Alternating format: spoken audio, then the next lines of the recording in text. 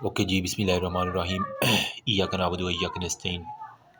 ये video pathology on finger tips की series हमारी चल रही है, डिजीज़ ऑफ बोन, जॉइंट्स और हमारे पास जितने भी सॉफ्ट टिश्यूज़ हैं ना, उसके बारे में एक क्विक सा रिव्यू है। ठीक है, इसके अंदर हम मेटाबॉलिक डिजीज़ देखेंगे, बोन की, नॉन नियोप्लास्टिक, फिर बोन ट्यूमर जिसके अंदर बिनाइन और मेलिग्नेंट ट्यूमर्स आते हैं। उसके बाद मैं जॉइंट्स की बात करूँगा और इसके बाद हम सॉफ्ट टिश्यूज़ की बात करेंगे। जितने भी पास्ट पे हम एंड पे पहुँचेंगे, मैं आपको दिखाऊंगा कि किस तरह हमने पास्ट को जो है ना वो डायग्नोज करना है। I will try my best.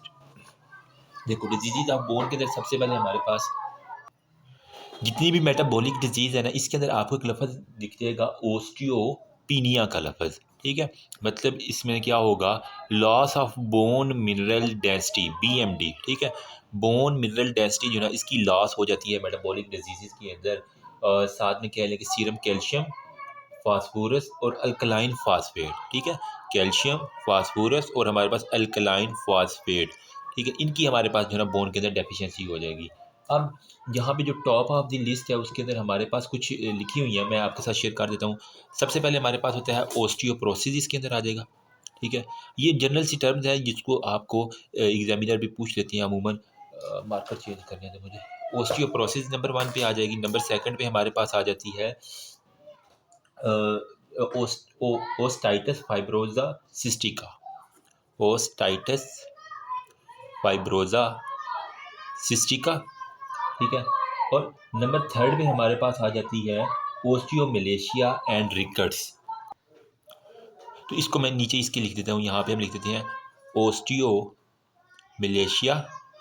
फिर हमारे पास आ जाती है rickets. Sorry for the background noise यार, आज पता नहीं वीकेंड है तो पता नहीं वो कर रहे हैं कुछ। अच्छा, साथ में हमारे पास आ गई पैगेट डिजीज़ ऑफ बोन, यहाँ पे आ जाएगी आपकी पैगेट डिजीज़ ऑफ बोन आ जाएगी। फिर हमारे पास आ जाती हैं कुछ बस हाँ, ये काफ़ी हैं। फिर आगे वो कॉम्प्लिकेशन आ जाती है, वो हम साथ साथ डिस्कस कर लेंगे। ये ओस्टियोप्रोसिस, ओस्टाइटिस फाइब्रोसिस सिस्टिका, ओस्टियोमेलेशिया, ये सारे हैं।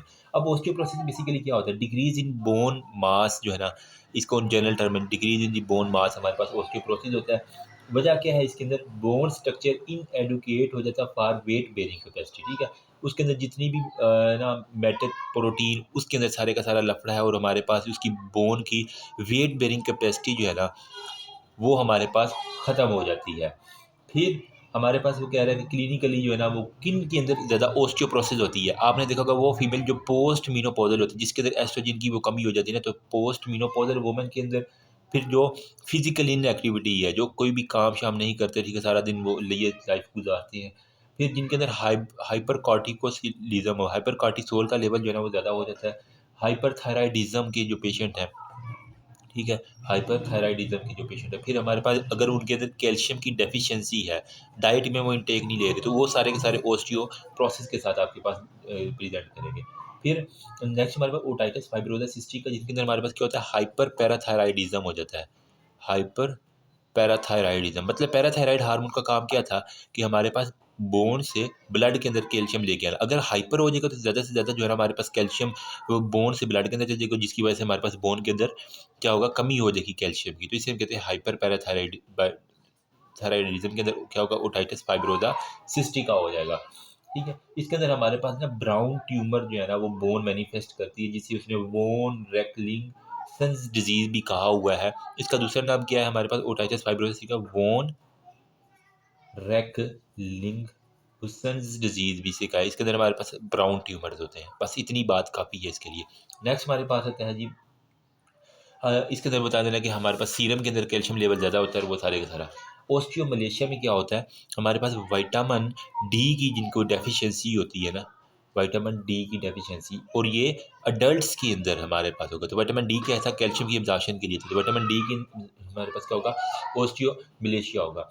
और इसके अंदर क्या होगा, डिफेक्टिव कैल्सिफिकेशन होगी हमारे पास ओस्टियाइड मैट्रिक्स की। जब विटामिन डी की कमी होगी तो हमारे पास डिफेक्टिव कैल्सिफिकेशन होगी ओस्टियाइड मैट्रिक्स की। ठीक है, बाकी वो कह रहा है कि डिफ्यूज रेडियोलिथी, और बाकी रिकट्स की बात कर लेते हैं जल्दी से। रिकट्स के अंदर वो कहता है हमारे पास विटामिन डी डेफिशिएंसी अगर चिल्ड्रन के अंदर हो, ठीक है, विटामिन डी डेफिशिएंसी अगर चिल्ड्रन के अंदर, ऐसे चिल्ड्रन को फिर वो जो धूप को एक्सपोजर नहीं ना करते, उनके अंदर विटामिन डी की हमारे पास डेफिशिएंसी हो जाएगी। इसके अंदर क्या होगा, हमारे पास डिक्रीज कैल्सिफिकेशन होगी और हमारे पास accommodation of osteoid lead to increase thickness हो जाती है। बाकी सारी की सारी वही बात है कि एपिफिजियल ग्रोथ प्लेट के ऊपर वो ना सारी की सारी हमारे पास आ जाएगी। तो हमारे पास क्या है, डिक्रीज हमारे पास बोन की कैल्सिफिकेशन हो जाएगी, विटामिन डी। फिर पैकेट डिजीज़ के बारे में जल्दी से बात कर लेते हैं।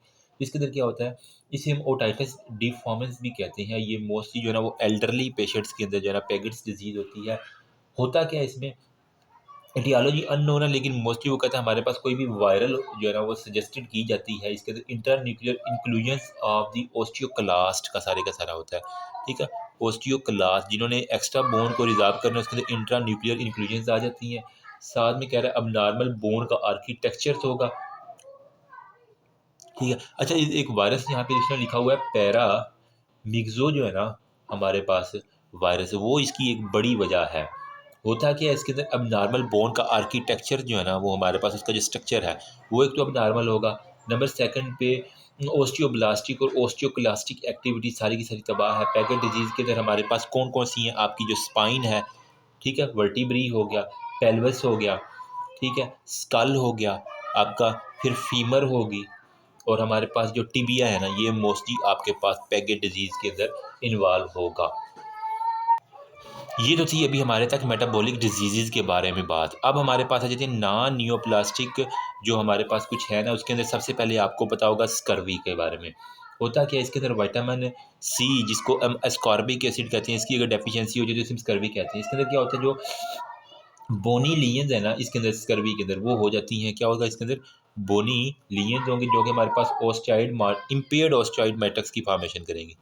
इम्पेयर्ड ओस्टियाइड मैट्रिक्स जो है ना इसकी फॉर्मेशन करेंगी, और इसके अंदर वो कह रहा है कि फेलियर ऑफ द प्रोलीन और लाइसिन की हाइड्रोक्सिलेशन नहीं हो सकती। ठीक है, विटामिन सी ना होगा तो प्रोलीन और हमारे पास जो लाइसिन है इसकी हाइड्रोक्सिलेशन नहीं होती और वो कोलेजन की सिंथेसिस नहीं करवा पाती। ये मोटी सी बात है यहाँ पे। अब यहाँ पे उसने एक लिखा हुआ है, एक कोंड्रोप्लेजिया, ए कोंड्रोप्लेजिया मोस्ट कॉमन काज है ये हमारे पास ड्वार्फिज्म का, बोनापन का जो है ना वो हमारे पास मोस्ट कॉमन काज है। इसके अंदर बेसिकली क्या है, जेनेटिक डिसऑर्डर होता है, और जिसके अंदर फाइब्रोब्लास्ट जो है ना इसकी म्यूटेशन हो जाती है। ठीक है, फाइब्रोब्लास्ट जो है ना वो growth factor, fibroblast growth factor इसकी जो है ना वो हमारे पास कहते हैं म्यूटेशन हो जाए, जिसकी वजह से एक कोंड्रोप्लेजिया हो जाता है। और इसके अंदर मोस्टली जो है ना वो हमारे पास शॉर्ट लिम्ब होते हैं, साथ में जो है ना वो हेड का साइज ऑलमोस्ट नॉर्मली होता है। बाकी हमारे पास फाइब्रस कुछ डिस्प्लेजिया होता है जिसके अंदर हमारे पास जो है ना वो जो बोनी पोर्शन है ना वो फाइब्रस के जरिए रिप्लेस्ड हो जाता है, तो उसे हम कहते हैं फाइब्रस डिस्प्लेजिया। ये जस्ट जनरल टर्मिनोलॉजी, हमारा एक्चुअल जो है ना बोन ट्यूमर से शुरू होगा। ठीक है, फिर हमारे पास कुछ एसेप्टिक नेक्रोसिस हो जाती है, फिर ओस्टियोजेनिक इम्परफेक्टा हो जाता है। ये एमसीक्यू पॉइंट मैं बता रहा हूँ, ओस्टियोजेनेसिस इम्परफेक्टा। इसके अंदर क्या होता है, बेसिकली हमारे पास जो बोन है ना वो मल्टीपल फ्रैक्चर इसके अंदर आकर हो जाते हैं। मल्टीपल फ्रैक्चर्स इन दी बोन हमारे पास आएंगे, और हमारे पास बोन क्या होगी, ब्रिटल बोन डिजीज के साथ वो ब्रिटल बोन डिजीज़ के साथ वो हमारे पास प्रेजेंट करेगा। फिर ओस्टियोप्रोसिस के लिए जो एमसीक्यूज आता है ना, ओस्टियोप्रोसिस इसका दूसरा नाम हमारे पास होता है मार्बल बोन भी होता है। इसके अंदर बोन डेंसिटी बहुत ज़्यादा इंक्रीज हो जाती है। ठीक है, ओस्टियोपेट्रोसिस, सॉरी पेट्रोसिस, ओस्टियोप्रोसिस तो यहाँ पे हमने पढ़ा था ना, ओस्टियोपेट्रोसिस है, ओस्टियोपेट्रोसिस। इसके अंदर हमारे पास क्या होता है, मार्बल जो है ना वो बोन होती है, बहुत ज़्यादा उसकी डेंसिटी इंक्रीज हो जाती है, और बाकी हमारे पास ऐसा जिसके अंदर और कुछ भी नहीं आता। ठीक है, ट्यूबरकुलोसिस भी हो जाता है इवन बोन के अंदर, तो वो भी आप याद कर लीजिएगा। ट्यूबरकुलोसिस इन्फेक्शन सेकेंडरी होता है, इसकी वजह से हमारे पास वर्टिब्री अगर इन्वॉल्व होगी, ठीक है, तो ये एक पास यूएचएस के एमसीक्यूज, अगर वर्टिब्री इन्वॉल्व होगी तो हमारे पास पॉट डिजीज़ होगी, अगर हिप इन्वॉल्व हो सकती है, लॉन्ग बोन भी इन्वॉल्व हो सकती है, बाकी हैंड्स और फिट की बोन जो है ना वो भी हमारे पास इन्वॉल्व हो सकती है। तो ये जनरल सी टर्मिनोलॉजी थी। अब हमारे पास है बोन ट्यूमर्स के बारे में जो मेन बात आ जाती है, तो इसके लिए मैं एक चार्ट बनाता हूँ फिर आपके साथ बताते हैं। ओके जी, हमारे पास जो है ना बोन ट्यूमर्स की दो कैटेगरीज हैं, और ये एफसीपीएस तक जो है ना वो आपको चलती रहेगी। कुछ हमारे पास बिनाइन होती हैं, कुछ मेलिग्नेंट होती हैं। मेलिग्नेंट के लिए हमारे पास है ओस्टियोसार्कोमा, ठीक है, ओस्टियोसार्कोमा ओएस, कोंड्रोसार्कोमा सीएस, और हमारे पास है इविंग सार्कोमा ओएस सीएस। ओआरएस होता है ना, वहाँ से याद करो, ओएस सीएस, और हमारे पास ई है। ठीक है, ये हमारे पास है मेलिग्नेंट ट्यूमर। बाकी बिनाइन में हमारे पास क्या होता है, ओस्टियोकोंड्रोमा, ठीक है, फिर जाइंट सेल ट्यूमर है, ओस्टियोमा है, ओस्टियोब्लास्टोमा और एंडोकॉन्ड्रोमा होती हैं सारे के सारे। अब इसके अंदर जनरल सी हमने बात देख लेते हैं। इसके अंदर बिनाइन ट्यूमर में ओस्टियोकॉन्ड्रोमा के बारे में पहले हम जल्दी से बात कर लेते हैं।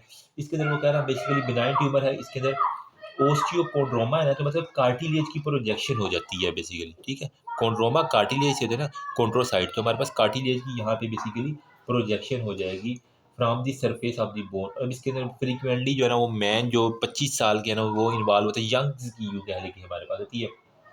और यहाँ पे हमारे पास हमारटोमा प्रेजेंट करती हैं और बोन के अंदर मल्टीपल लीजन्स होती हैं, ठीक है। फीमर का upper end lower end of the femur mostly osteochondroma में हमारे पास कौन सा होगा, lower end of femur plus upper end of the tibia, ठीक है। मतलब ये अब आपकी फीमर होगी, यहाँ से हिप के साथ लगी और upper end of the tibia, ठीक है। तो इसके अंदर जो है ना जो कार्टिलेज है और उसके अंदर सारी की सारी हमारे पास वो कह रहा है अंदर तक वो जा रही है, तो ओस्टियोकॉन्ड्रोमा इसे हड्डी से बोन के अंदर जो है ना वो कार्टिलेज के जाना होगा। फिर हमारे पास है जाइंट सेल ट्यूमर, मैंने यूँ याद किया हुआ है, ठीक है। जाइंट सेल में हमारे पास क्या होगा, ओवल या स्पिंडल शेप्ड आपको जो है ना वो सेल मिलेंगे, ठीक। ओवल या फिर हमारे पास स्पिंडल, यूँ कह लें जाइंट जो है ना कोई देव है वो हमारे पास क्या करता है, ओवल अंडा खाना जो है ना वो पसंद करता है, तो स्पिंडल शेप्ड हमारे पास जो है ना वो सेल्स होंगे, ठीक। फिर वो कह रहा है हमारे पास क्या होगा, इसके अंदर बेसिकली जो 20 से 40 साल के हैं ना वो मोस्टली इन्वॉल्व होते हैं और वोमेन मोर कॉमन होती हैं। और इसके अंदर जो epiphyseal end of the long bone है ना वो मोस्टली इन्वॉल्व होती हैं। तो मैं कह सकता हूँ यहाँ पे epiphyseal end of the long bone जो है ना वो इन्वॉल्व होगा। मतलब ये हमारे पास बोन होती है ना, तो ये एपिफिजिस होती है दरमियान में मेटाफिजिस, और जब शाफ्ट होती है हम डायाफिजिस कहते हैं। तो हमारे पास मोस्टली जो है ना एपिफिजिस ऑफ द बोन इसके अंदर जॉइंट सेल ट्यूमर के अंदर इन्वॉल्व होगी। और ये है भी वाकई बिनाइन है, आगे ये मजीद नहीं फैल सकता। फिर हमारे पास आता है मेलिग्नेंट ट्यूमर्स के बारे में थोड़ी सी बात कर लेते हैं क्योंकि वो इंपॉर्टेंट है ज़्यादा उसके अंदर है। ओस्टियोसार्कोमा के बारे में हम बात करते हैं, तो मुझे मार्कर थोड़ी सी चेंज करने दो। तो अगर कहा जाए कि एमसीक्यू में मोस्ट कॉमन मेलिग्नेंट ट्यूमर है तो वो हमारे पास होगा ओएस ओस्टियोसार्कोमा। मोस्ट कॉमन हमारे पास malignant tumour of the bone है। और इसके अंदर बेसिकली क्या होता है, जो 10 से 20 साल के जो है ना अमूमन बलूगत वाली जो एज होती है वो इसके अंदर पीपल्स इन्वॉल्व होंगे। होगा क्या, फ्रीक्वेंटली जो metaphysics of the long bone है, ठीक है। एपिफिजिक्स, मेटाफिजिक्स और डायफिजिक्स, जो metaphysics of the long bone है ना वो हमारे पास इन्वॉल्व होगी। Metaphysics of long bone involve होंगी और mostly distal end of the femur और upper end of the tibia, ठीक है। यहाँ पे भी था हमारे पास डिस्टल एंड, यहाँ पे हमारे पास कार्टिलेज का सारा था, यहाँ पे वो बिनाइन थी, यहाँ पे हमारे पास distal end of the femur और हमारे पास upper end of the tibia जो है ना हमारे पास मोस्टली इन्वॉल्व होगा अराउंड दी, मतलब नी ज्वाइंट यूँ कह लेंगे, गोडा जो है ना आपका ये इन्वॉल्व होगा। इसके अंदर जब हिस्टोलॉजिकल देखें तो ओस्टियोब्लास्टिक ट्यूमर्स आपको बहुत ज़्यादा मिल जाएंगे। ओस्टियोब्लास्टिक हमारे पास ट्यूमर बहुत मिल जाएंगे, साथ में फाइब्रोब्लास्टिक कुछ आ जाती हैं। पेन होगी पेशेंट को, स्वेलिंग होगी, ठीक है। पेशेंट किस तरह प्रेजेंट करेगा, पेन और स्वेलिंग के साथ, और वो जो इसका सीरम अल्कलाइन फास्फेटेज है ना, ठीक है, वो बहुत ज़्यादा रेज होगा। अब यहाँ पे वो कह रहा है हमारे पास एक है अपेयरेंस होती है जिसे हम कहते हैं कोडमैन ट्राइएंगल। ये भी आपका पास्ट का एमसीक्यू है, कोडमैन ट्राइएंगल किसके अंदर रहती है, ओस्टियोसार्कोमा के अंदर हमारे पास कोडमैन ट्राइएंगल आपको मिल जाएगी, ठीक है। साथ में वो कह रहा है हमारे पास सन ब्रस्ट अपेयरेंस जो है ना वो यहाँ पे आपको दिख जाएगी, सन ब्रस्ट अपेयरेंस। यूँ कह रहे हैं कि कोडमैन जो है ना वो ट्राइएंगल ये बोल रहा है, तो यहाँ पे किस तरह करके ट्राइएंगल ये आपको नज़र आती है जो कि मेटाफिजिक्स के ऊपर आपको मिल जाती है, ठीक है, सिर्फ कोड में। और ये सन ब्रस्टिंग जिस तरह सूरज नहीं निकल रहा होता सुबह सुबह, तो इस तरह करके आपको सन ब्रस्टिंग अपीयरेंस जो मिलेगी वो ओस्टियो सार्कोमा होगा, ओ एस ओस्टियो सार्कोमा सन ब्रस्ट, और साथ में कोडमैन ट्राइएंगल होगा, ठीक है। फिर हमारे पास वो कह रहा है कि ये होता क्यों है, बेसिकली जो है ना पेरीओस्टियम, कोडमैन ट्राइएंगल का मैं बता देता हूँ, चलो यहीं पे जो हमारे पास बोन के ऊपर होता है ना पेरीओस्टियम, ठीक है। इस पेरियोस्टियम के अंदर वो कह रहा है कि हमारे पास जो है ना एक्सपेंडिंग हो जाता है ट्यूमर। जब ट्यूमर की स्किन एक्सपैंड होगा तो ये यूँ करके आपको एक ट्राइएंगल शेप नजर आएगी जिसे हम कोडमैन ट्राइएंगल कहते हैं। प्री डिस्पोजिंग फैक्टर की आयोनाइजेशन रेडिएशन उसको लग गई है, या बोन इन्फेक्शन होगी, या फिर रेटिनोब्लास्टोमा के साथ आरबी जीन सप्रेसर कुछ आ गए हैं तो इस वजह से हमारे पास सारे का सारा होगा। फिर हमारे पास था कॉन्ड्रोसार्कोमा, CS, ये था OS ओस्टियो। अब कॉन्ड्रो मतलब कार्टिलेज इन्वॉल्व है थोड़ा सा, तो मेलिग्नेंट कार्टिलेजिनियस ट्यूमर की बात होगी तो हमारे पास ओस्टियो सार्कोमा होगा, कोंड्रोसार्कोमा सॉरी। अब ये मोस्टली जो मैन है ना 30 से 60 ईयर के वो इसके अंदर इन्वॉल्व होते हैं, और ये प्राइमरी जो है ना वो ट्यूमर है, यूँ कह लें एक तरह का। और इसके अंदर आपको जो पेल्वस है, स्पाइन है और स्कैपुला वो मोस्टली इन्वॉल्व होंगे। इसके अंदर ओस्टियोकोंड्रामेटोसिस होगा, साथ में मल्टीपल एंड कोंड्रामेटोसिस होगा, मतलब वो उसकी जो है ना वो मल्टीपल जो है ना वो एंड कोंड्रामेटोसिस होगा, कोंड्रोसाइट जो है ना वो मल्टीपल ही अपने आपको इन्वॉल्व कर लेंगे। लास्ट पे हमारे पास इविंग सार्कोमा है जो कि बहुत इंपॉर्टेंट है। ठीक, इविंग के अंदर हमारे पास क्या होता है, स्मॉल ब्लू सेल्स जो है ना आपको मिल जाते हैं। तो स्मॉल ब्लू सेल आपको इविंग सार्कोमा के अंदर मिलेंगे। प्रिमिटिव न्यूरो एक्टोडर्मल ट्यूमर है ये, प्रिमिटिव न्यूरो एक्टोडर्मल हमारे पास ये ट्यूमर है। और इसके अंदर क्रोमोसोम नंबर 11, 22 ये MCQs है पास्ट का। 11 दूना 22 होता है, तो यहीं से याद कर लो कि 11, 22 जो है ना इसके अंदर क्रोमोसोम की ट्रांसलोकेशन हो जाती है। और ये मोस्टली आपकी लॉन्ग बोन्स, साथ में रिब्स, साथ में पेल्वस और साथ में आपका जो स्कैपुला होता है ना इसको इन्वॉल्व करना होता है। और ये रिस्पॉन्ड करता है हमारे पास कीमोथेरापी को, और इसके अंदर इविंग सार्कोमा क्लिनिकली जो है ना वो ओस्टियोमाइलाइटिस को जो है ना वो फर्दर करता है। ठीक है, तो अभी तक इतनी कहानी समझ आ गई है कि नहीं आई? अगर मैं इसको एक चार्ट की फॉर्म में बना के देखूँ ना, तो हमारे पास क्या क्या होगा। हमने बिनाइन पहले पढ़े, फिर हमने मलिग्नेंट पढ़े हैं। ठीक है, तो बिनाइन के अंदर हमारे पास जो है ना वो कार्टिलेज इन्वॉल्व है, लोअर एंड। देखो ना, हमने सबसे पहले ओस्टियोकोंड्रोमा पढ़ा था ना बिनाइन के अंदर, ओस्टियोकोंड्रोमा। तो इसके लिए जो बात आपने अब याद रखनी है ना, वो मैं जो पॉइंट की फॉर्म में बता रहा हूँ। आपका जो कार्टिलेज है ना उसकी इन्वॉल्वमेंट है प्रोजेक्शन फ्रॉम बोन सरफेस। ठीक है, बोनी सरफेस से हमारे पास कार्टिलेज की प्रोजेक्शन हो जाती है। इसके अंदर कौन कौन सी है, lower end of the femur और upper end of the tibia, knee joint. और ये हमारे पास एज है 25 ईयर में। एक बात ये होगी ओस्टियोकोंड्रोमा, जो हमने ये वाला ओस्टियोकोंड्रोमा पढ़ा था। फिर जॉइंट सेल ट्यूमर हमने पढ़ा। ये हमारे पास क्या होता है, ये ट्यूमर है मल्टी न्यूक्लिएटेड। इसके अंदर जॉइंट सेल आपको मिल जाएंगे, मल्टी न्यूक्लिएटेड जॉइंट सेल मिल जाएंगे। ठीक है, और इसके अंदर epiphysis of the long bone involve होती है। एपिफिजिस ऑफ लॉन्ग बोन, जो बड़ी बोन है उनकी एपिफिसिस, जो टॉप वाला हिस्सा है वो इन्वॉल्व होगा। ठीक है, फिर हमारे पास कहता है कि एंड कोंड्रोमा के बारे में है, जिसके अंदर हमारे पास बोन ऑफ हैंड और फीट इन्वॉल्व होगा। एंड कोंड्रोमा ये भी हमारे पास बिनाइन है। ठीक है, इसके अंदर हमारे पास क्या होगा, इंट्रामेडुलरी कार्टिलेजिनियस न्यूप्लाज्म है, इंट्रामेडुलरी कार्टिलेजिनियस नियोप्लाज्म है।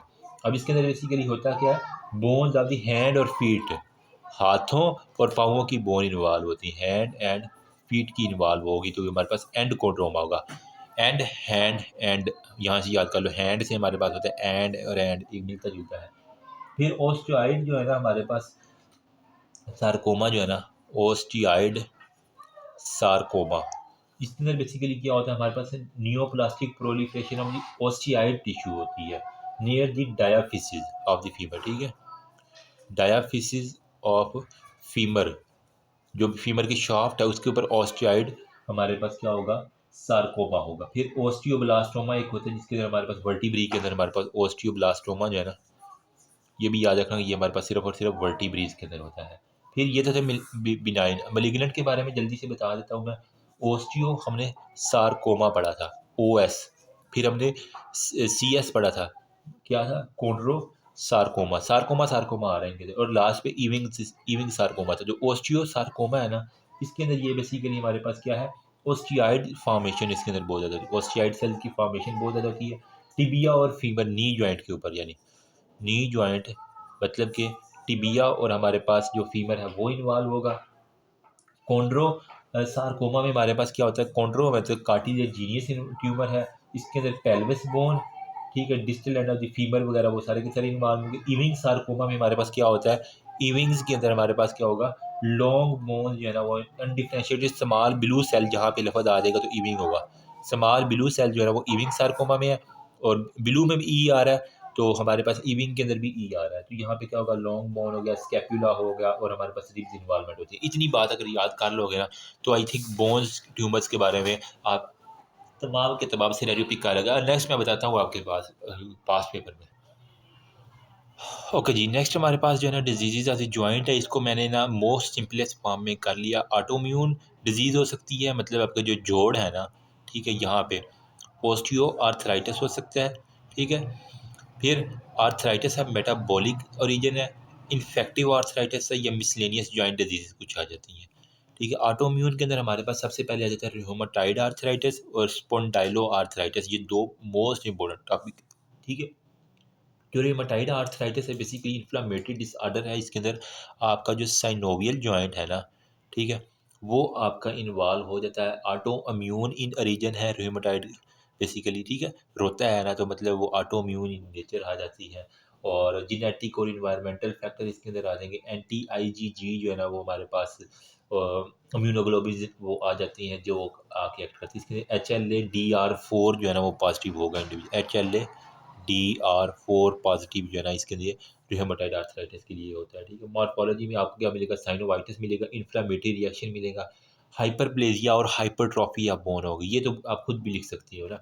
स्कारिंग होगी, कंट्रेक्चर्स होंगे, रूमेटॉइड नोड्यूल्स आपको मिल जाएंगे। एंड पे मैं सारा चार्ट भी बनवा दूंगा जिस तरह हमने बोन का किया है ना, ठीक है। बात सुन लो पहले। फिर हमारे पास होता है जी दूसरे नंबर पे ओस्टियो आर्थराइट जो है ना हमारे पास स्पेंडाइलो आर्थराइटिस के आर्थोपैथीज के बारे में। इसके अंदर बेसिकली क्या होता है, रूमेटॉइड फैक्टर इसके अंदर बिल्कुल एब्सेंट होता है। रूमेटॉइड फैक्टर आपके पास एब्सेंट होगा, लेकिन HLA-B27 जो है ना ये हमारे पास इंडिविजुअल पॉजिटिव होता है। इसके अंदर पेरिफेरल आर्थराइटिस भी इसको हम कहते हैं। और बस यही है, ठीक है। एनकाइलाइजिंग आर्थराइटिस होगी। इसके अंदर एक रीटर सिंड्रोम आ जाता है, उसके बारे में आपको पता होना चाहिए। What is रीटर syndrome? अगर आपका यूरिथराइटिस हो जाए, ठीक है, साथ में कंजक्टिवाइटिस हो जाए, ठीक है, साथ में कह रहा है पेशेंट को आर्थराइटिस हो जाए, जॉइंट, कंजक्टाइवा और यूरिथ्रा, ये तीनों इन्फेक्शन अगर आपको एक साथ मिल जाते हैं, ठीक है, साथ में इंटेस्टिनल इन्फेक्शन भी हो जाए जिसे हम रिटर सिंड्रोम कहते हैं। इतनी बात याद होगी तो काफ़ी है। नेक्स्ट हमारे पास है ओस्टियो आर्थराइटिस के बारे में। MCQ पॉइंट इसी के बाद में बताता हूँ, परेशान नहीं होना। प्राइमरी के हमारे पास हो सकता है ये सेकेंडरी ऑस्टियो आर्थराइटिस होती है। प्राइमरी में हमारे पास क्या है कि अननोन ओरिजिन है, हमें ओरिजिन पता नहीं है, ठीक है। और ये complex inter play of genetic predisposition की वजह से हमारे पास, ठीक है, जेनेटिक प्री डिस्पोजिशन जो है ना वो इसके अंदर बेसिकली मैकेनिकल और इन्फ्लामेटरी मैकेनिज्म यहाँ पे हमारे पास इन्वॉल्व होंगे। सेकेंडरी ऑस्टियो में हमारे पास क्या होता है, जॉइंट जो है ना वो डैमेज होते हैं बाय नॉन मैकेनिज्म। इसके अंदर मैकेनिकल फैक्टर है, आया कि कोई ना कोई मेटाबॉलिक फैक्टर हमारे पास आ जाएंगे, डिसऑर्डर आ जाएगा, ठीक है, या फिर इन्फ्लामेटरी कोई डिसऑर्डर है तो ये हमारे पास क्या करेगा, ओस्टियो आर्थराइटिस हमारे पास करवा देगा, ठीक है। फिर हमारे पास है आर्थराइटिस ऑफ मेटाबॉलिक ओरिजिन। इसके अंदर हमारे पास एक आता है गाउट, एक हमारे पास होता है सूडो गाउट। गाउट में बेसिकली क्या होता है, यूरेट क्रिस्टल जो है ना वो बहुत ज़्यादा आपके जॉइंट्स के अंदर जो है ना वो मिल जाते हैं, ठीक है। इसके अंदर फिर वो कह रहे हैं कि हमारे पास opsonization of the crystal by IgG factor जो है ना यहाँ पे आके उसकी ऑप्शनाइजेशन उसको खाने के लिए आ जाते हैं। बाकी इसके अंदर फिर इन्फ्लामेटरी रिएक्शन जॉइंट के ऊपर बहुत ज़्यादा होंगे। और साथ में वो कह रहा है कि ट्रोफाई जो है ना formation of the node gout eventually lead to formation of the nodular tophi. यहाँ पे आपको बहुत ज़्यादा नोड्यूलर ट्रोफाइज मिल जाते हैं और इसके लिए यूरेट नेफ्रोपैथी, इवन ये किडनी के ऊपर जो है ना वो एक्ट करता है। और हमारे पास है यूरेट नेफ्रोपैथी जो है ना वो हमारे पास हो जाएगा, ठीक है। नीडल शेप्ड आपको यूरेट क्रिस्टल अगर मिल गए हैं तो वो हमारे पास गाउट की पक्की निशानी है। सूडो गाउट में हमारे पास क्या होता है, अच्छा इसके अंदर फिर गाउट की भी दो एग्जाम है। प्राइमरी गाउट होता है, सेकेंडरी गाउट होता है। प्राइमरी में जो कह रहा है हमारे पास कोई हाइपर यूरिसीमिया, यूरिक एसिड का लेवल बहुत ज़्यादा हो गया, ठीक है। और सेकेंडरी में हमारे पास कह रहा है कि कोई भी लेशनिहान सिंड्रोम है, ठीक है। इसके अंदर होता है क्या है, HGPRT डेफिशिएंसी, मतलब ये है हेक्सा हाइपोजेंथीन गवानिलीन फास्फोराइबो साइल ट्रांसफरेज। ये आपने बायोकेम के अंदर भी पढ़ा होगा। HGPRT हमने इस तरह याद किया करते थे, ठीक है। इसकी हमारे पास अगर होगा सारे का सारा लफड़ा डेफिशिएंसी तो इसकी वजह से हमारे पास होगी वो लेशनिहान सिंड्रोम जो है ना वो हमारे पास होगी। इतनी बात बता देना। सूडो गाउट में हमारे पास क्या होता है बेसिकली, यहाँ पे था यूरेट का, यहाँ पे अब हमारे पास कैल्शियम पायरोफॉस्फेट डाईहाइड्रेट क्रिस्टल वगैरह इसकी डेफिनेशन हो जाती है।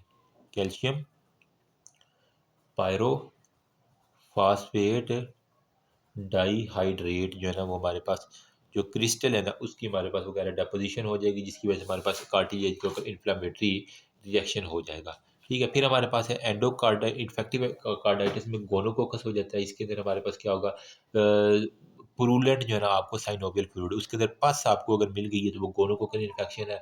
साथ में कह रहा है इवेंटली जो है इसने वो नी को जाके इन्वॉल्व कर लेना और हमारे पास small joint of the hand को इन्वॉल्व कर लेगा सारे के सारे। या फिर लाइम डिजीज़ है, इसके अंदर वो कह रहा है कि हमारे पास बोरेलिया बुर्गड्रोफेरी, लाइम डिजीज़ कौन करता है हमारे पास बोरेलिया बीओड, आपने ये माइक्रोबायोलॉजी में पढ़ा, बुग्राफ्टी हो गया, बुर्गड्रोफेरी।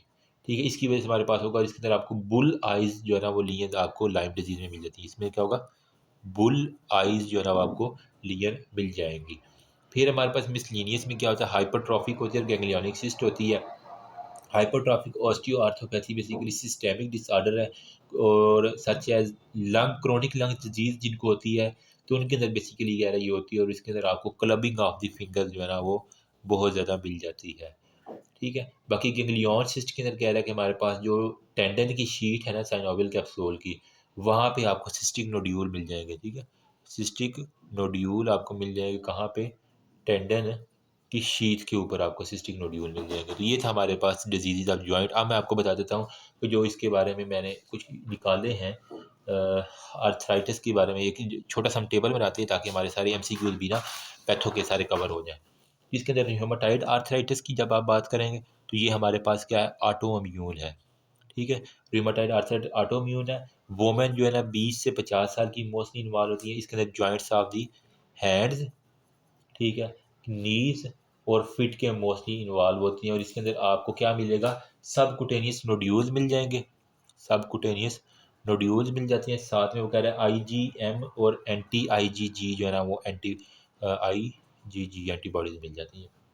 एनकोलाइजिंग स्पॉन्डाइलाइटिस की हमने बात की, एनकाइलोजिंग स्पॉन्डाइलाइटिस की बात की। इसके अंदर बेसिकली क्या है, ये यंग्स के अंदर मोस्टली होती है और आपका जो स्पाइन है और सेक्रोइलिक जॉइंट है ना वो इन्वॉल्व होगा, स्पाइन और सेक्रोइलिक जॉइंट। अब इन मतलब वो रीढ़ की हड्डी और इलियम के ऊपर जो आपका जा रहा है ना, ठीक है, पेल्विस के साथ वहाँ पे इन्वॉल्व होगा। और ऑलमोस्ट HLA-B27 इसके अंदर आपको HLA-B27 आपने टिक करना है एनकोलाइजिंग स्पॉन्डाइलाइटिस के अंदर। फिर ऑस्टियो आर्थराइटिस बेसिकली जब भी आए लफज आए ऑस्टियो आर्थराइटिस, ठीक है, तो इसके अंदर वेयर एंड टेयर का लफ्ज़ लाजमी आपको मिलेगा, वेयर एंड टेयर। ठीक है, मैकेनिकल इंजरी है और ये ऑलमोस्ट 50+ ईयर जो एज होती है ना, इसके अंदर आपको मिलेगा। वेट बेरिंग जॉइंट मतलब डिस्टल एंड प्रोक्सिमल इंटरफेरेंजियल जो है ना वो जॉइंट्स उसके अंदर मोस्टली इन्वॉल्व हो जाते हैं।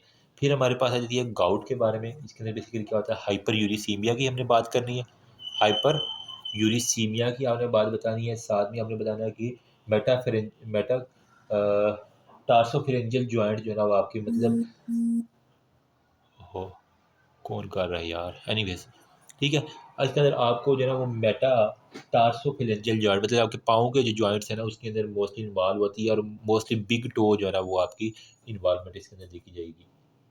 फिर गोनोकोकल के अंदर जो है ना वो हमारे पास नीजेरिया गोनोरी जो है ना वो इन्फेक्शन होती है और वो नी रिस्ट और स्मॉल जॉइंट को इन्वॉल्व करती है। फिर लास्ट में हाइपरट्रोफिक ऑस्टियोआर्थराइटिस की बात की, वो सेकेंडरी मैनिफेस्टेशन है, उसके अंदर आपको क्लबिंग मिल जाएगी। किसके अंदर, हाइपरट्रोफिक ऑस्टियोआर्थोपैथी के अंदर। ठीक है, ऑस्टियोआर्थोपैथी जो है ना इसके अंदर आपको क्या मिलेगी, क्लबिंग ऑफ फिंगर मिल जाएगी। ये अगर बातें याद कर लेंगे तो इंशाल्लाह आपको कवर होगी। लास्ट पे हमारे पास है जी जो सॉफ्ट टिश्यू, उसको करके हम पास्ट पेपर पे चलते हैं। ओके जी, this is the last part जिसके अंदर सॉफ्ट टिश्यू ट्यूमर, उसके बाद हम पास्ट पेपर देखते हैं जो पैथो के आए हुए हैं ना। सॉफ्ट टिश्यू ट्यूमर के अंदर सबसे पहले है रेहिब्डोसार्कोमा। बेसिकली ये आपका मेलिग्नेंट ट्यूमर है, यूँ कह लेंगे स्केलेटल मसल का। ठीक है, अगर स्केलेटल मसल का मेलिग्नेंट ट्यूमर पूछ ले तो वो हमारे पास है रेहिब्डोसार्कोमा।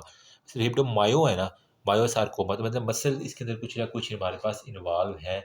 और ये चिल्ड्रन का जब भी नाम आए तो इसके अंदर आर से है ना, रोता है बच्चा, रोता है तो रोता है, मैंने याद किया था कि हमारे पास चिल्ड्रन का हमारे पास ट्यूमर आ जाता है। ठीक है, राइज करता है हमारे पास बॉडी के जितने भी सॉफ्ट टिश्यू है तो वहाँ से। और हमारे पास ये कह रहा है एम्ब्रियोनल रेहिब्डोसार्कोमा भी हो सकता है, प्लियोमॉर्फिक भी हो सकता है, इसकी डिफरेंट वेराइटीज़ हो सकती हैं। साइनोवियल सार्कोमा हमारे पास क्या है, ये highly malignant soft tissue tumour है। ठीक, और ये हमारे पास कह रहा है ओरिजिनेट करता है कोई भी tissue adjacent to the joint, ठीक है, जॉइंट्स के रिलेटेड जितना भी हमारे पास, क्योंकि वहाँ पे साइनोवियल फ्लूइड निकलना होता है, तो साइनोवियल जॉइंट से हमारे पास सारे के सारे होते हैं, ठीक है। मतलब साइनोवियम यूँ कह लेंगे, साइनोवियम से इसने ओरिजिनेट करना है, और ये बेसिकली लोअर एक्सट्रीमिटीज़ के ऊपर आपके पास मोस्टली अकर करता है। और इसके अंदर वो कह रहा है हमारे पास क्रोमोसोम की ट्रांसलोकेशन हो जाती है, जिसकी वजह से X18 की जो है ना वो हमारे पास कह रहा है कि हमारे पास ट्रांसलोकेशन हो जाती है। फाइब्रस हिस्टियोसाइटोमा के अंदर क्या होता है हमारे पास, फाइब्रोब्लास्ट और हिस्टियोसाइट्स जो है ना वो उसकी हमारे पास कह रहा है बिनाइन ट्यूमर है, फाइब्रोब्लास्ट प्लस हिस्टियोसाइट्स। इसके अंदर बेसिकली क्या होता है, मेलिग्नेंट फाइब्रस हिस्टियोमा के साथ पेशेंट प्रेजेंट करता है। फाइब्रस सारकोमा के अंदर क्या होता है हमारे पास, स्पिंडल शेप्ड सेल, आपको मेलिग्नेंट ट्यूमर है फाइब्रोब्लास्ट का, ठीक है, ये हमारे पास फाइब्रोब्लास्ट का मेलिग्नेंट ट्यूमर है, और इसके अंदर आपको स्पिंडल शेप्ड जो है ना वो सेल्स मिल जाते हैं। फिर लाइपोमा नाम से काम आ रहा है कि हमारे पास क्या होगा, ये लिपिड्स के मेच्योर एडिपोज टिश्यू का बिनाइन ट्यूमर है, ठीक है, benign tumour of mature adipose tissue हो गया, ठीक है। फिर लाइपोसार्कोमा बेसिकली क्या होता है, ये हमारे पास क्या होता है, मिलिग्नेंट होती है। ये हमारे पास अगर बिनाइन की बात आ जाए तो लाइपोमा है, लाइपोसार्कोमा हमारे पास क्या होता है, मिलिग्नेंट हमारे पास ट्यूमर आ जाएगा। तो ये हमारे पास इस सॉफ्ट। अब मैं आपको दिखाता हूँ पास्ट पेपर थोड़े से। यहाँ पे एक 2019 के अंदर क्वेश्चन आया हुआ था कि रिपेयर ऑफ बोन जो है ना वो आपने करना है। देखो आपने आई थिंक ये एफएससी के अंदर पढ़ा था ना, ठीक है, जब बोन ब्रेक करती है तो वहाँ पे हेमाटोमा बनता है, फिर सॉफ्ट कैलस बनता है, फिर हमारे पास बोनिक कैलस बनता है, और फिर हमारे पास क्या होती है, उसकी रीमॉडलिंग हो जाती है। तो उसी प्रोसेस को जहन में रख के थोड़ा सा तोड़ मरोड़ के आपने लिख देना। सबसे पहले रैप्चर हुआ तो वहाँ पे हमारा हेमाटोमा हो गया, ठीक है, उसके बाद वहाँ पे फ्रैक्चर गैप्स आ गए हैं, फिर उसके अंदर फिब्रिन जो है ना उसका मैशवर्क नेटवर्क आ जाएगा, मतलब उसने सॉफ्ट कैलस बनाना है, इन्फ्लेमेटरी सेल फाइब्रोब्लास्ट और कैपिलरीज आ जाएंगे मैशवर्क नेटवर्क में हमारे पास। फिर वो कह रहा है हमारे पास क्या होगा, वहाँ पे साइमल्टेनियसली प्लेटलेट जो है ना डीग्रेनुलेट हो जाती है, और वहाँ पे जो है ना ट्यूमर ग्रोथ फैक्टर बीटा और वो सारे के सारे फैक्टर्स आ गए। साथ में कह रहा है end of the first week में मेजर चेंजेस हमारे पास आ जाती हैं, और ओस्टियोपोरोजेनिटर सेल, ठीक है, जो नए बनाने हैं वहाँ पे आ जाते हैं। उसके अंदर हमारे पास क्या होगा, सॉफ्ट कैलस बन गया, ठीक है। फिर उसके बाद उसने बोनी कैलस के अंदर बनना होता है। फिर 2 से 3 हफ्ते भी, ये फर्स्ट वीक तक, ये सेकंड और थर्ड वीक में चले गए, फिर वो एंडोकॉन्डियल ऑसिफिकेशन हो जाती है, ठीक है, और उसके बाद वो उसकी ना रीमॉडलिंग हो जानी होती है। तो यही 4 स्टेप को उसने तोड़ मरोड़ के जो है ना वो इतना बड़ा करके ना लिख दिया, तो ताकि आपका नंबर गेन हो सके। लेकिन एक एक पॉइंट याद कर लेना, फिब्रिन मेशरमेंट, हेमाटोमा खून का लोथड़ा बना के फिब्रिन, फिब्रिन के अंदर आपने इन्फ्लामेटरी सेल डाल देनी है, उसके बाद प्लेटलेट्स की ग्रेनुलेट का ट्यूबर ग्रोथ फैक्टर डाल देना है, ठीक है।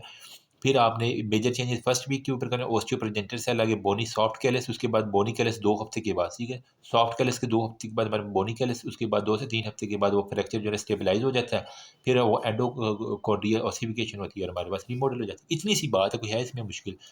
नेक्स्ट हमारे पास ओस्टियोमाइलिटिस का जब भी पेशेंट आ जाता है ना तो वो लॉन्ग स्टैंडर्ड फीवर होगा, आइटस आ रहा है तो मतलब इन्फ्लामेशन होगी, और साथ में कह रहा है कि discharging sinuses below the knee होगा, ठीक है। मैंने याद किया हुआ था ओस्टियोमाइलिटिस है ना, माई आ रहा है, माइलाइटिस, तो माई को बुखार है, ठीक है, तो माई को बुखार है और साथ में थ्रोबिंग पेन होगी, और साथ में नी के अंदर से डिस्चार्जिंग साइनसिस आएंगे ना, ठीक है, तो वहाँ पे जाते हैं। मलेज फीवर चिल ल्यूकोसाइड और इंटेंस थ्रोबिंग पेन जहाँ भी आएगा आपका ये पक्का भेजा, और जब आप उसकी ब्लड कल्चर करेंगे तो उसको बैक्टीरिया होगा, मतलब कोई ना कोई फीवर की वजह से हमारे पास आ जाएगा। और देखो यहाँ पे देखो डिस्चार्जिंग साइनसिस आ गया, साइनसिस सुनमाई, ठीक है, सुनमाई मतलब वहाँ पे साइनसिस आ गए हैं। तो सुनमाई से मैंने याद किया होता है कि नी के ऊपर जो है ना वो डिस्चार्जिंग साइनसिस है, तो डिस्चार्जिंग साइनसिस ओस्टियोमाइलिटिस का चुप करके लिख देना है। फिर हमारे पास आ जाता है यहाँ पे बाकी रेडियो को, वो तो आप खुद भी लिख सकते हैं ऑर्गेनिज्म। ट्यूबरकुलोसिस ओस्टियोमाइलिटिस मैंने बताया था ना, टीबी की वजह से हो जाता है। इसके अंदर आपने किस तरह फीचर किया है ब्लड, और आप उसके जो ना वो सारे डायरेक्ट एक्सटेंशन उसकी देखोगे जहाँ कहाँ कहाँ माइकोबैक्टीरियम ट्यूबरकुलोसिस किया है। वो कहते हैं हमारे पास ये localise pen fever chill weight loss, TB के सारे फीचर लिख देनी है। साथ में नेक्रोसिस होगा, ग्रेनुलोमास। टीबी के अंदर क्या बनती है हमारे पास, चीजेस नेक्रोसिस होती है ना वहाँ पे, केशियस नेक्रोसिस, ठीक है, तो इसकी वजह से वहाँ पे आपने लिख देना है सारी की सारी वो ट्यूबरकुलाइज ओस्टियोमाइलिटिस। बोन ट्यूमर और ट्यूमर लाइकली ओस्टियोसार्कोमा, ओ एस, ओस, सुबह के वक्त ओस पड़ती है ना, तो वहाँ से आएगा सन ब्रस्ट कर रहा होता है, सन ब्रस्टिंग का जहाँ पे लफ्ज़ आ जाए आपको, ठीक है, यहाँ पे मैं आपको दिखा देता हूँ ओस्टियोसार्कोमा में। यहाँ पे एग्रेसिव ट्यूमर है, एग्रेसिव ट्यूमर हो गया, और कॉर्टेक्स और हमारे पास lift of the periosteum metaphyseal plate के ऊपर, नी के ऊपर, distal end of the female proximal tibia, आपकी जो नी जॉइंट है ना उसके ऊपर आपको कह रहा है हमारे पास ये होगा। ठीक है, अब यहाँ पे इसने एक बड़ी अच्छी डायग्राम दी हुई है, ये प्रोक्सिमल एपिफिसिस है, मेटाफिसिस है, डायाफिसिस है, ठीक है, और हमारे पास डिस्टल एपिफिसिस है। तो इसने कुछ लिखा हुआ है कि हमारे पास, इस डायग्राम को ज़रा गौर से देखो, ये आपकी बोन है, ठीक है, यूं यूं यूं, ये, ठीक है। अब इससे सारे के सारे अपने क्लिनिकल सिनेरियो भी करें, ये आपकी शाफ्ट होगी, ठीक है।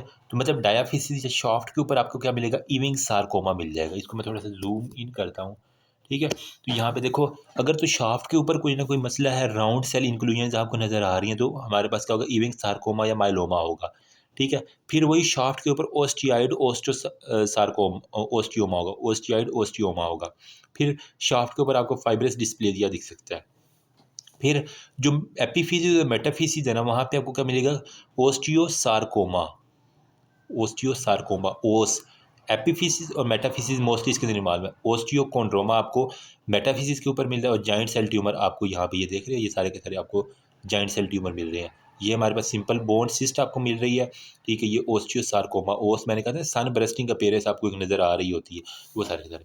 तो जब भी क्लिनिकल सिनेरियो में डायाफिसिस का लफ्ज़ आए तो ओस्टियोसार्कोमा, बाकी में आपने जो है ना एपिफिसिस मेटाफिसिस के लिए ओस्टियोसार्को, इविंग्स, सॉरी डायाफिसिस के लिए इविंग है, और बाकी के लिए हमारे पास। अब हम क्लिनिकल सिनेरियो आगे पिक करते हैं, ठीक है। देखो यहाँ पे वो कह रहा है कि हमारे पास क्या है, पेन है अराउंड दी नी है, डिस्टल राइट फीमर है, ठीक है, फीमर के जो है ना वो मेटाफिसिस पे है, एपिफिसिस मेटा यहाँ पे आ गया। फिर वो कह रहे हैं हमारे पास क्या है, proximal triangular shell reactive known as Codman triangle. तो कोडमैन ट्राइंगल हमने कहाँ पे पढ़ी थी, ओस में, ओस्टियोसार्कोमा में। यहाँ पे देखो कोडमैन ट्राइंगल मैंने पढ़ाई थी, यहाँ पे ओस्टियो सार्कोमा के अंदर हम नीचे गए थे, नीचे नीचे नीचे यहाँ पे सन ब्रेस्टिंग, और हमारे पास कोडमैन ट्राइंगल।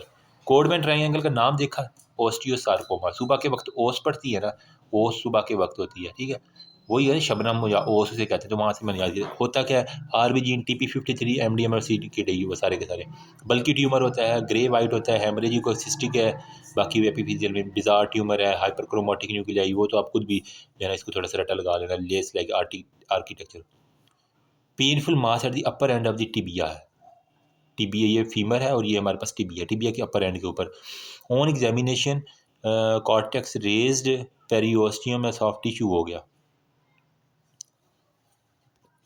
तो यहाँ पे उसने पक्का रेज्ड पेरियोस्टियम, मतलब सन ब्रेस्टिंग की वो बात कर रहा है। यहाँ पे हमने लिखा था ना कि यहाँ पे सन ब्रेस्टिंग में मैंने आपको बताया था कि यहाँ पे जो जो हमारे पास होती है ना ओस्टियम, उसकी रेजिंग हो जाती है, जिसकी वजह से हमारे पास एक कोडमैन ट्रायंगल बनती है। तो कोडमैन ट्रायंगल की ही बात कर रहे हैं, तो हमारे ओस्टियोसार्कोमा की आगे upper end of the tibia Codman triangle osteosarcoma आ जाएगा, ठीक है। बाकी उसने वो कहा कि बोनी ट्यूमर को क्लासीफाई करें, कुछ कार्टिलेज है, कुछ बोन है, कुछ अननोन रीजन है। अच्छा, कार्टिलेज में मैंने बिनाइन और मेलिग्नेंट की बात क्यों कर लें, ठीक है। अगर मेलिग्नेंट की बात करेगी तो हमारे पास क्या होगा, बिनाइन की ओस्टियो कोंड्रोमा, कोंड्रोमा, कोंड्रोब्लास्टोमा, सारे के सारे, ठीक है। मेलिग्नेंट में अंदर ओस्टियो कोंड्रोसार्कोमा आ जाएगा, ठीक है। कोंड्रो पहले लगाना, कार्टिलेज है ना, ठीक है, कार्टिलेज के लिए हमारे पास क्या कहते हैं, कोंड्रो। या भी कोंड्रो पहले आएगा तो कार्टिलेज का, बोन के लिए ओस्टियाइड आ जाएगा। बिनाइन और मिलिग्नेंट में ओस्टियोसार्कोमा, ओस जो है ना वो हमारे पास बिनाइन था, बाकी जो है ना मिलिग्नेंट था। जबकि बिनाइन में हमारे पास ओस्टियाइड ओस्टोमा है, या ओस्टियोब्लास्टोमा, ईजी हो गया। फिर अननोन रीजन में जॉइंट सेल हमने देखा, मेलिग्नेंट में हमारे पास इविंग आ जाएगा। बाकी हमारे पास कोंट्रोमा जो है ना नोटोकॉर्डल के अंदर हमारे पास कोंट्रोमा आ जाते हैं। ईजी है, कोई इतना मुश्किल नहीं है। एंड पे मैं बता देता हूँ दोबारा, पेनफुल मेटाफिजियल रीजन में लेफ्ट टिबिया के ऊपर होती हैं, पेरियोस्टियम, लिफ्टेड पेरियोस्टियम, सन ब्रेस्टिंग अपीयरेंस, ओस्टियोसार्कोमा आ जाएगा, ओस आ रहा है हमारे पास, ठीक है। फिर हमारे पास वो कह रहा है कि नी जॉइंट में डिस्ट्रक्टिव मिक्स्ड लीजन है, प्लास्टिक लिफ्टिंग पेरियोस्टियम, ठीक है। नी जॉइंट में वो किया है ना डिस्ट्रक्टिव मिक्स्ड लीजन और plastic mass lifting the periosteum, वही सन ब्रेस्टिंग अपीयरेंस आ रही है। ट्यूमर ऑफ द बोन हमने ऑलरेडी क्लासीफाई कर रही हैं।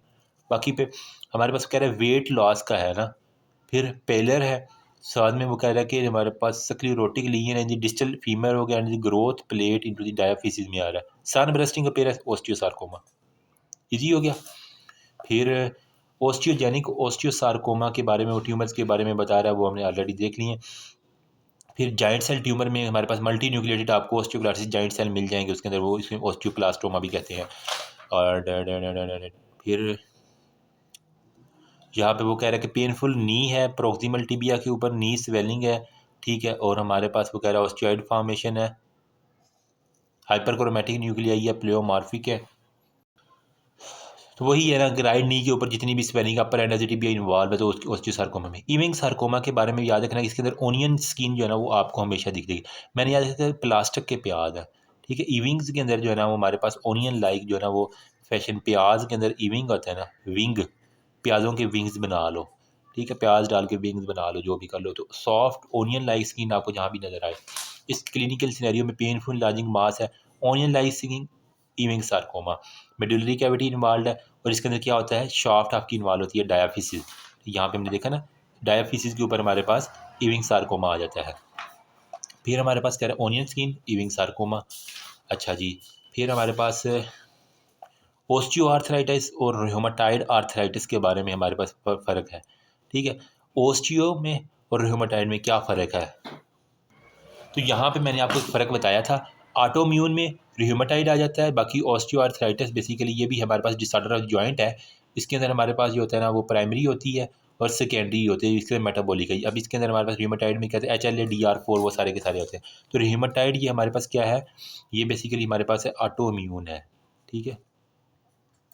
और ये भी हमारे पास जॉइंट्स के ऊपर ही इन्वॉल्व होता है। यहाँ पे देखो आपको बोनी एनकाइलोजिंग मिल रही है, फिर हमारे पास इरोडिंग कार्टिलेज मिल रहे हैं, इन्फ्लामेटरी सेल्स आपको यहाँ पे मिल रहे हैं। क्यों? क्योंकि ये ऑटो इम्यून है, यहाँ पे इन्फ्लामेशन सारी की सारी होगी।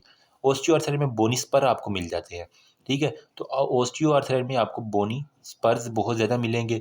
साथ में वो कह रहे हैं हमारे पास जो है ना वो कार्टिलेज जो है ना वो हमारे पास बहुत थिन हो जाएगी। सबकॉन्ड्रियल सिस्ट, स्पर प्लस सिस्ट जो है ना वो आपको ओस्टियो आर्थराइटिस में मिल जाएंगे। फिर हमारे पास ओस्टियो आर्थराइटिस के बारे में हमारे पास क्या है, ये वाली हमने कहा कि यहाँ पे स्पर मिल जाएंगे, साइनोवियल जॉइंट का डीजनरेशन होती है, कार्टिलेज बहुत थिन हो जाती है। फिर रोमेटाइड आर्थराइटिस में हमारे पास क्या है, ये हमारे पास stiffness, swelling of the joint, small hand और फीट के ऊपर रोमेटाइड होते हैं, ठीक है। और वो सुबह के वक्त मॉर्निंग के अंदर जो है ना वो कह रहे हैं हमारे पास जो है ना मोस्टली इन्वॉल्व होते हैं रोमेटाइड आर्थराइटिस में। ठीक है, यहाँ पे वो कह रहे हैं मिलेज है, फटीग है, मस्कुलर अर्ली मॉर्निंग का जहाँ पे लफ्ज़ आएगा सुबह के वक्त रोता है बच्चा, तो रोमेटाइड आर्थराइटिस में मैंने यूँ जाते रोमेटाइड आर्थराइटिस सुबह के वक्त जो है ना वो बच्चा रोता है। नज़र आ रहा है कि नहीं आ रहा, ठीक है। तो रोमेटाइड आर्थराइटिस में सुबह के वक्त बच्चा रोगा, तो उसकी वजह से हमारे पास क्या होगा, रोमेटाइड आर्थराइटिस। यूँ मैंने याद किया हुआ है। होता है क्या हमारे पास रोमेटाइड में, वही आपके एक तो ऑटोइम्यून डिजीज़ है जॉइंट्स की, जहाँ पे इन्फ्लेमेटरी सेल होंगे, फाइब्रस एनकाइलोजिंग होगी और बोनी एनकाइलोजिंग होगी सारी की सारी। अर्ली मॉर्निंग के अंदर होता है तो रोमेटाइड आर्थराइटिस आ जाएगा। फिर मेटाकार्पोफिलेंजियल और इंटरफिलेंजियल जॉइंट है और मॉर्निंग के वक्त जो है ना वो उसको हो रही है, तो हमारे पास रोमेटाइड आर्थराइटिस है। फिर रोमेटाइड आर्थराइटिस के अंदर वो कह रहा है कि ऑटोइम्यून है, जॉइंट्स को इन्वॉल्व करता है, इन्फ्लामेटरी साइनोवाइटिस हो गया और इन्फ्लामेटरी सेल मिल जाएंगे। Morning stiffness, rheumatoid arthritis. फिर बिग टो अगर इन्वॉल्व होगा तो वो गाउटी होगा, ठीक है। यूँ कह लें कि गाय का जो है ना वो बड़ी होती है, तो बिग टो इन्वॉल्व है गाय का, ठीक है। तो गाउटी में गाय का गोश्त खाने से यूरिक एसिड ज़्यादा हुआ, ठीक है। तो हमारे पास उसकी वजह से हमारे पास क्या होगा, ईटिंग रेड मीट, ठीक है। साथ में अल्कोहल जो साथ पीती है, और साथ में हमारे पास क्या होगा, अंगूठा जो है ना आपका पाँव का जो बड़े वाला अंगूठा है ना वो बिग टो इन्वॉल्वमेंट होगी, तो गाउटी की पक्की निशानी। First मेटाकार्पोफिलेंजियल joint गाउटी आर्टर, big toe, first मेटाकार्पोफिलेंजियल joint, ठीक है। ये तो मैं अंगूठा दिखा रहा हूँ, आपने इसके पाँव के देखना है, ठीक है। ये अंगूठा ना याद कर लेना मेरा, ठीक है। फिर ट्रोफाई के बारे में आपको दिखाया क्वेश्चन नंबर 1 का बी में, वो कह रहा है हमारे पास गाउटी के अंदर मैंने बताया था, यहाँ पे देखो ना, ट्रोफाई जो है ना वो पैथोजेनोमिक है हमारे पास गाउट का, तो गाय के जो है ना वो ट्रोफाई होगी, ठीक है। गाय की टॉफ़ी, गाय वाली एक टॉफ़ी होती है ना, गाय वाली टॉफ़ी, तो वहाँ से ये ट्रोफाई याद कर लोगे। गाउटी के अंदर होता है यूरेट क्रिस्टल होता है, मुझे भूल जाते थे हमेशा, मैं इस तरह याद फिर किया करता है। यूरेट क्रिस्टल होती है सब, सुपरफिशियल ट्रोफाई आपको नज़र आ जाएंगे। गाउट क्या होता है, अक्यूट आर्थराइटिस है, यूरेट क्रिस्टल आपको मिल जाएगी, वही बात है। अक्यूट आर्थराइटिस है, क्रोनिक है, ट्रोफाई और गाउटी नेफ्रोपैथी किडनी के ऊपर भी जाके। फर्स्ट मेटाकार्पोफिलेंजियल जॉइंट, गाउटी आर्थराइटिस, ठीक है। फिर गाउटी आर्थराइटिस में हाइपर यूरिसीमिया, यूरिक एसिड का लेवल ज़्यादा हुआ है, एक्टिवेशन हुई है, न्यूट्रोफिल आ गए हैं, फैगोसाइट्स की अकोमुलेशन हो गई है, ठीक है। बाई मैक्रोफेजेस, वहाँ पे एक्टिवेशन ऑफ इन्फ्लाजोम हो गया, इंटरल्यूकन 1 रिलीज़ हुआ जिसकी वजह साइटोकाइन और कीमोकाइन रिलीज़ होगा जिसकी वजह हमारे पास टिश्यू इंजरी हुई है और वह सारे के सारे ये पाँव के ऊपर वो कह रहा है हमारे पास टिश्यू इंजरी और इन्फ्लेमेशन होगी रिलीज ऑफ लाइसोसोमल। फिर नीडल शेप्ड क्रिस्टल जो है ना वो हमारे पास जहाँ भी देखें यूरेट क्रिस्टल को हमने कहा था नीडल शेप सुइयों की तरह होती हैं, तो गाउटी आर्थराइटिस का पक्का केस है। ठीक है, फिर ईटिंग और मीट है, गाय का गोश्त, गाउटी आर्थराइटिस।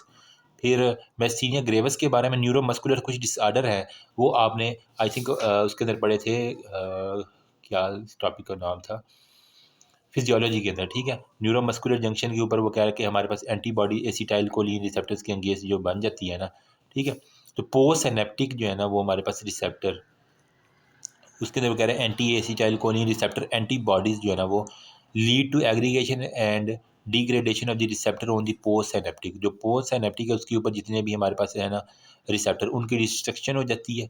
फिर हमारे पास क्या होता है, मायोफेब्रिल जो है ना वो लिमिट द इनएबिलिटी ऑफ मायोफेब्रिल, तो वो एसिटाइल कोलिन को वो रिस्पॉन्ड नहीं कर पा रहा होता। एसिटाइल कोलिन का हमारे पास फंक्शन क्या था, इसने कार्डिक एक्टिविटीज़ को रिड्यूस करना है तो वो नहीं कर पाएगा, बाकी मसल जो है ना वो उसकी को न्यूरोमस्कुलर जंक्शन के ऊपर वो नहीं मिल पाएंगे, तो इस वजह से सारे के सारे वो मसाइल आ जाते हैं। आपने फार्माकोलॉजी के अंदर पढ़ा था, ये देखो ना, यहाँ पे प्री सिनेप्टिक है और यहाँ पे आगे हमारे पास है पोस्ट सिनेप्टिक। ठीक है, यहाँ पे एंटीबॉडीज एसिटाइल कोलिन रिसेप्टर के ऊपर लगी, कैल्शियम जब आता था तो एसिटाइल कोलिन रिलीज होती थी ना।